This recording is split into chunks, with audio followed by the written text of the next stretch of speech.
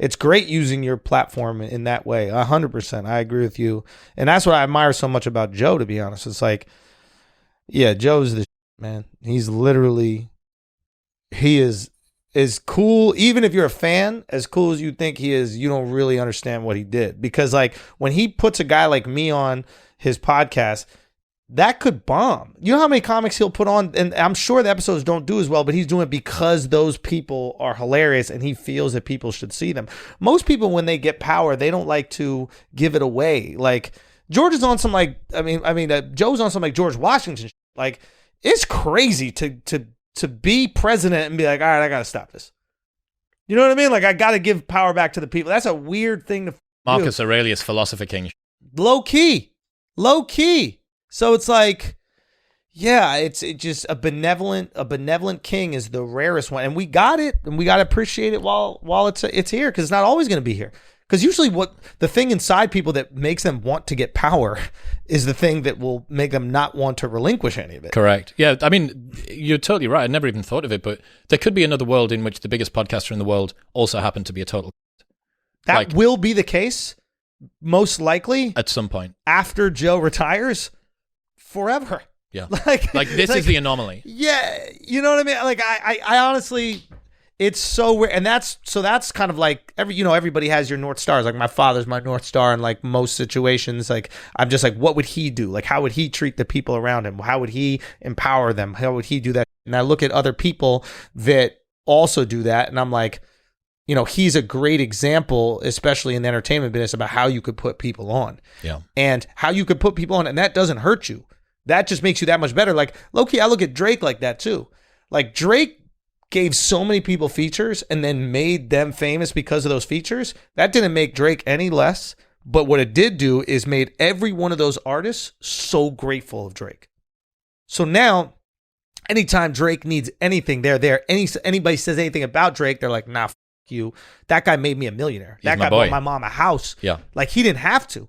Simply because he loved my art. How he's done his career, how Joe's done, it's also no fucking, yeah, it's not surprising at all that you look at the people that are at the top of their careers or like they're top of their industries and they're operating in a kind of similar way, which is I'm just saying Drake and Rogan, pointing out these people who are far less famous and successful than them and then giving them the platform to be successful. Drake will go on your song.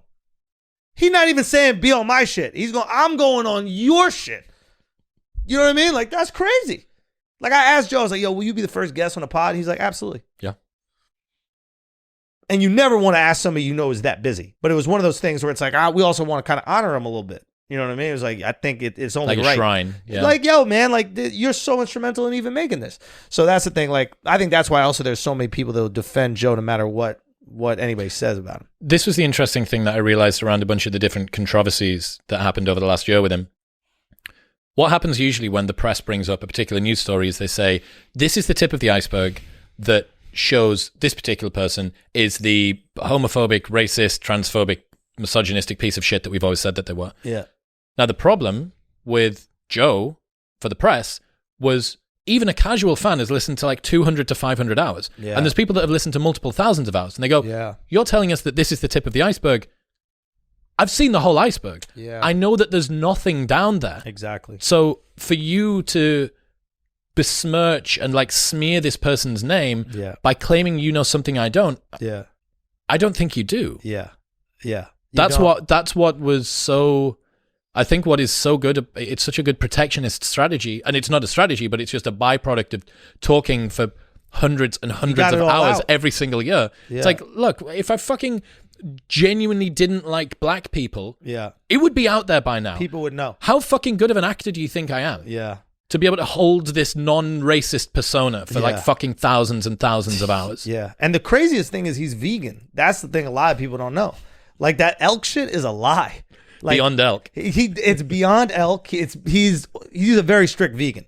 Like, strict vegan, and can't use a crossbow for shit. I was like, yo, show me how to do that bow and arrow shit. Tiny foreskin. Dude, can't crossbow. Those are the things you got to attack him for. Those are every one of those is CGI. The crossbow shit, CGI.